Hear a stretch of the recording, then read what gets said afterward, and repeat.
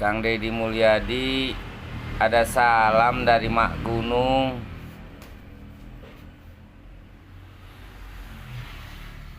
Mak Gunung senangnya bukan ke Palang. Coba Mak Gunung masih hidup ya, pasti senangnya bukan ke Palang, dan mungkin akan menemui Kang Deddy langsung untuk sekedar mengucapkan terima kasih.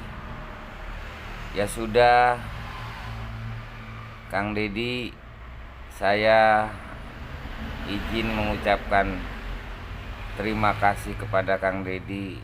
Semoga menjadi amal kebaikannya Mak Gunung di alam sana. Semoga Mak Gunung husnul khotimah. Amin ya robbal alamin. Terima kasih Kang Deddy. Salam cinta dari Mak Gunung.